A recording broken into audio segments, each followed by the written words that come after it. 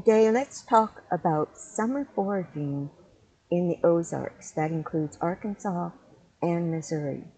Now, you're going to want to go to the menus and then click on Foraging and Wildcrafting. You'll notice that we have 1,315 wild food plants, most of them found in Arkansas, and I'll show you those later. But for now, we're just going to go to summer edibles. Now here you're going to find the summer edibles divided into guilds so that you know what areas to go to find these different plants. And you're also going to see a harvesting calendar to help you know when is the best time to find and harvest these plants. So here's the table of contents, and let's start with this first section. Let's dive into this explanation about how summer arrives in Arkansas and Missouri. It arrives with a force that's fundamentally shaping the foraging experience. And you already know this. We've got intense heat and pervasive humidity. And that defines which plant species thrive in high summer and which foraging strategies succeed. The Ozark Highlands of both states do offer crucial cooler microclimates like ridge tops and deep creek hollows. They may sit at 10 to 15 degrees below the surrounding open land during the peak July heat, extending the productive season for shade-tolerant species and giving experienced foragers a meaningful thermal advantage. River bottoms and creek hollows represent the most consistently productive summer foraging zones, with constant moisture, filtered light, rich alluvial soils, and naturally air-conditioned corridors of moving water, creating ideal conditions for an extraordinary diversity of edible plants from June through August. Now, Arkansas summers are hotter and longer than those of central and northern Missouri.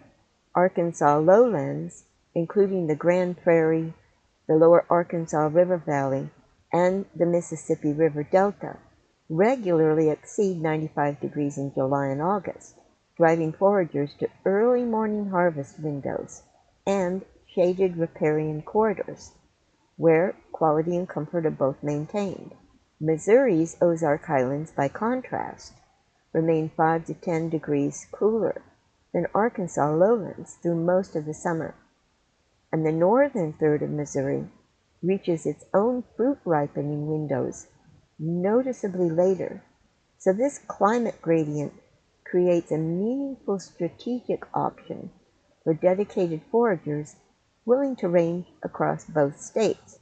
The fruit art of summer is one of the great ecological spectacles of the region. Red mulberries open the season in late May and June, one of the first and most abundant wild fruiting events of the year, dropping berries in cascading abundance for 3 to 4 weeks. Wild plums and black cherries follow in July. Their roadside thickets and forest edge trees transforming into productive harvesting stations.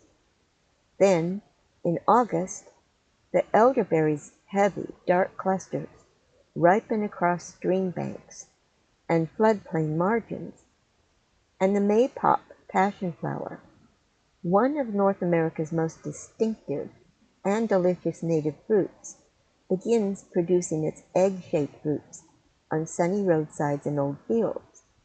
This is a continuous, rolling succession of berry production that a skilled forager can track, anticipate, and harvest with remarkable productivity across the full 3 months of summer. Heat-adapted foraging strategy is as important as plant identification during the summer season. Peak summer foraging is most productive and most comfortable in the early morning hours before 9 a.m.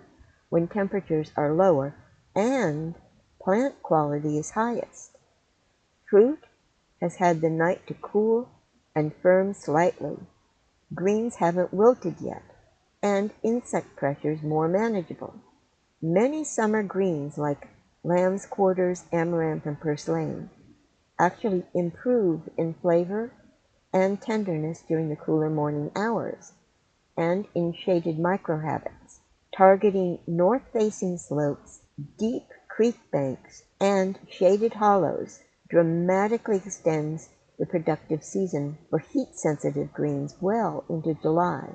Sumac, wild sunflower, and evening primrose, by contrast, thrive in the full sun of exposed roadsides and glade openings, and can be harvested later in the morning than shade-sensitive species. So a nuanced awareness of microclimate, learning to read terrain for temperature and moisture, is one of the most valuable skills a summer forager can develop in this region. Phenologically, the Ozark Highlands of both states run 1 to 2 weeks behind Arkansas lowlands in fruit ripening, tracking both latitude and elevation, so a skilled forager can chase the season northward and upward through the summer, harvesting blackberries in the Arkansas River Valley in late June, then following the ripening front north and uphill into the Missouri Ozarks for a second harvest window in July. This gradient, well understood and deliberately exploited, can extend any given fruit's accessible harvest window by 2 to 3 weeks for a mobile forager. Here are the 5 foragers' principles. First of all, positive identification is non-negotiable. So use multiple characteristics: the leaf, the stem, the smell, habitat, and season. Never rely on a single feature. And when identification's uncertain, don't harvest. Next, harvest ethically. Take no more than 10 to 20% of any stand and leave the majority for wildlife, seed set, and population recovery. The forest isn't a grocery store. Next, know the land. Always confirm regulation for the specific public land you're visiting, because harvest rules can vary widely between national forests, state parks, MDC areas, that's the Missouri Department of Conservation, and MPS units, that's the National Park Service. Next, avoid contaminated sites. Never harvest from roadsides with heavy traffic, recently sprayed areas, industrial sites, contaminated waterways, or within 100 feet of agricultural chemical application zones. And 5, start with beginner-friendly species. Build your knowledge incrementally. Learn 2 or 3 plants extremely well before expanding to more complex or potentially confusing species. Now let's take a look at the various guilds. A guild is a set of species that share a common function or mutually reinforce each other's survival. I've added only a few beginner-friendly species to each guild. In guild number 1, the woodland edge and shrub berries, we find species that dominate the productive margin between the forest and open land. The high-light, structurally rich ecotone where most of the region's summer fruit production occurs. Think woodland edges, fence rows, power line cuts, and old field margins. They're the most reliably productive summer foraging zones in both states, so you're going to want to learn these species first. For example, the wild blackberry and dewberry. Now each section is going to contain the scientific name, the season of harvest, the state status, identification cues, the habitat, and sensory notes like the smell, taste, texture, culinary uses, and harvest notes. If there are look-alike warnings, you'll find them here.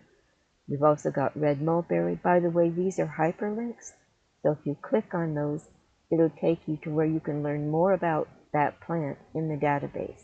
Wild plum, black cherry, the Missouri gooseberry, and elderberry. Also, passion flower and maypop. The next guild is for forest and woodland species. They're associated with the interior and edges of hardwood forests, the shaded, cooler zones that offer both refuge and productivity during summer heat. Forest foraging in high summer rewards those who learn to work the canopy edge and the cool hollows. There you're going to find mayapple, basswood, which is also called American linden, the flowers, and black walnut. Now you may be thinking, wait a minute, the walnut isn't ready until the fall, so what are we talking about here? Let's just click on this link and alright, you've got some videos for identification purposes. And let's scroll down. We've got the habitat, the key constituents of the nut, traditional nutritional uses. Okay, it's all for the nut. Alright, here we go. Culinary uses of the green walnut hull, the outer husk. That's what you're looking for in the summer. And ideally, you're going to want to take it before it gets really hardened. If you can easily stick a little knife or something into that green hull, it's ideal. And what can you do with it?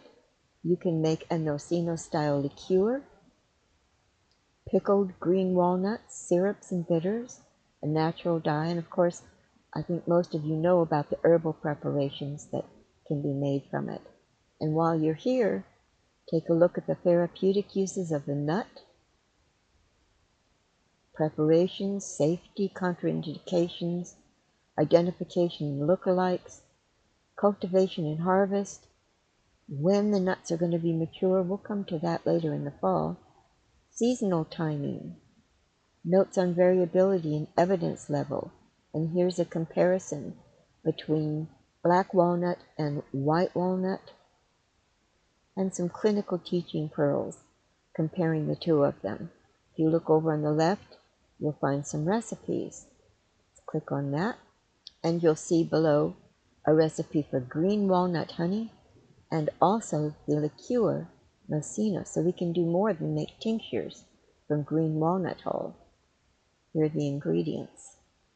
All right, let's go back to our summer edibles. Some other plants we'll find in the Forest and Woodland Guild include pawpaw in the late summer, wild bergamot, a bee balm, milkweed,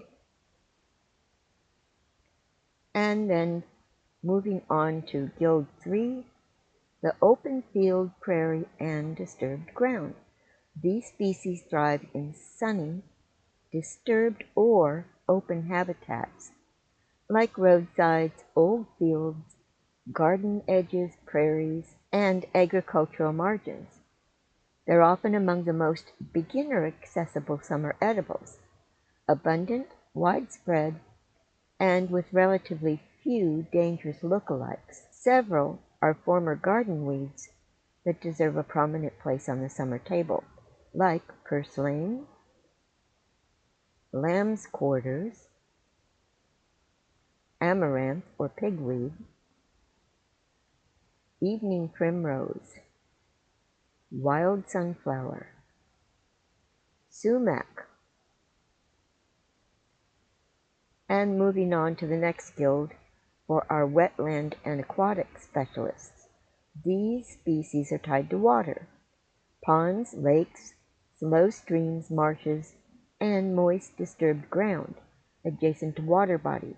Summer heat concentrates productive foraging at water margins, where both ecological diversity and personal comfort are highest. Aquatic foraging requires additional safety precautions. Always confirm the water quality before harvesting aquatic species. In our Ozark ecology courses, you'll learn how to do that. So we find American lotus, cattail, the pollen and green flower spikes, yellow pond lily, and we finally come to our summer harvest calendar. Let's take a look at this. The following 13-week visual harvest calendar spans the full summer season from early June through late August. And here you can take a look at when is the best time to harvest plants from these different guilds. And there are also some summer phenology triggers that are worth taking a look at. For example, these are signals for the skilled forager, like the first red mulberry dropping to the ground. After that, look for wild strawberry window, which is closing. It's time to mark elderberry patches for August return. Also blackberry canes, flowering white in the late spring. The dewberry peak is ending. Upright blackberry fruit is 2 to 3 weeks away. And here is a section on habitat overlays. I'm not going to go through all of this. So for now, I just invite you to jump into the Herbal database and dig into the summer edibles and share with us what you're finding. Thanks for watching, everyone.